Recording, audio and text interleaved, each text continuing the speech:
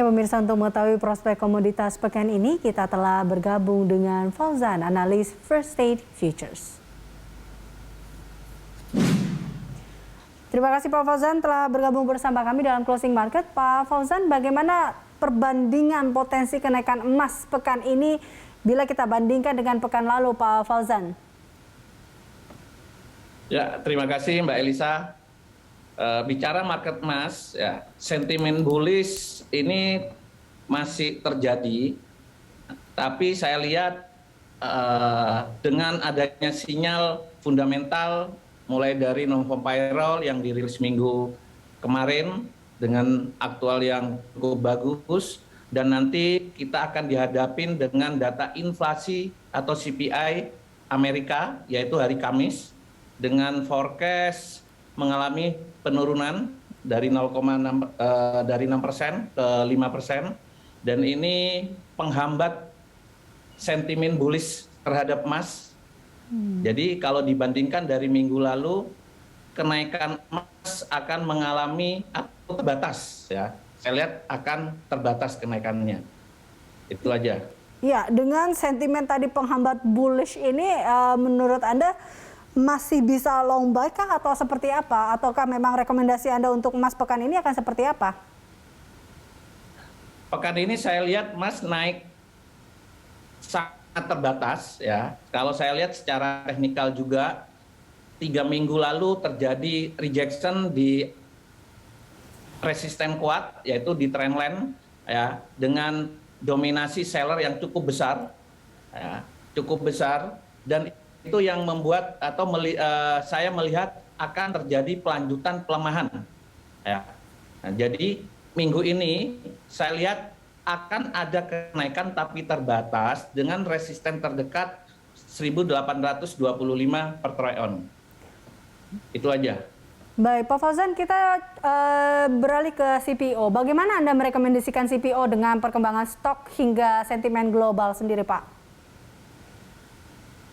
Ya, bicara market CPO, ya, kita tahu beberapa bulan ini harganya all time high, ya, all time high, ya. Start kalau saya lihat dari awal tahun pembukaan sampai hari ini tertinggi, ya, itu sudah mengalami kenaikan hampir 23% untuk CPO sendiri. Jadi secara fundamental pun, ya, kita kemarin dihadapin dengan aturan yang namanya domestic market obligasi, ya, di mana keterbatasan ekspor itu yang membuat harga CPO baik di internasional melambung tinggi. Jadi saya lihat tren bullish masih cukup kuat untuk CPO, ya. Oke, tren bullish jadi masih itu, akan Elisa, kuat jadi untuk saya lihat CPO masih naik. Oke. Ya, benar. Baik, CPO masih akan naik seperti itu, ya. Masih oke, bisa dibilang seperti itu. Tapi dengan perkembangan Omicron global ini, bagaimana Anda merekomendasikan juga terkait dengan kopi dan kakao? Oke, bicara Omicron, jadi varian Omicron ini efeknya kalau menurut saya tidak seperti varian Delta sebelumnya, di mana saat ini baik pemerintah, masyarakat sudah mempersiapkan diri, ya. Jadi efek dari Omicron tidak sebesar seperti varian sebelumnya.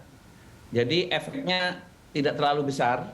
Jadi saya lihat kakao, kopi, ya, dengan musim dingin juga, ya, saya lihat masih naik, melanjutkan tren bullishnya juga.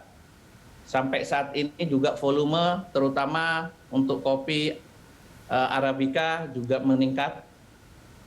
Jadi masih tetap tren bullish juga, Mbak Elisa, meskipun ada varian Omicron. Baik, berarti kalau kita lihat tadi kopi, kakao, baik juga CPO ini masih akan meningkatkan atau masih akan mengalami tren bullish.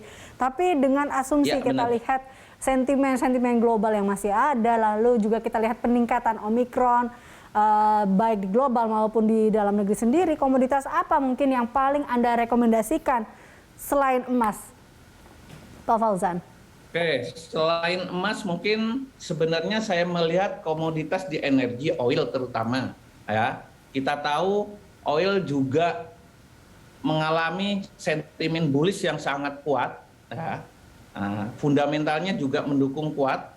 Sampai sekarang harganya di kisaran $80 per barel dan potensi melanjutkan kenaikan sampai target 100 masih cukup besar ya.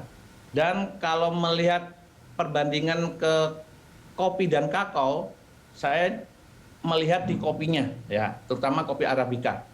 Nah, jadi itu rekomendasi selain emas ya, oil dan kopi ya, terutama kopi Arabica. Oke, baik. Terima kasih atas informasi dan juga analisisnya Pak Fauzan. Pemirsa, demikian Fauzan, analis First State Futures.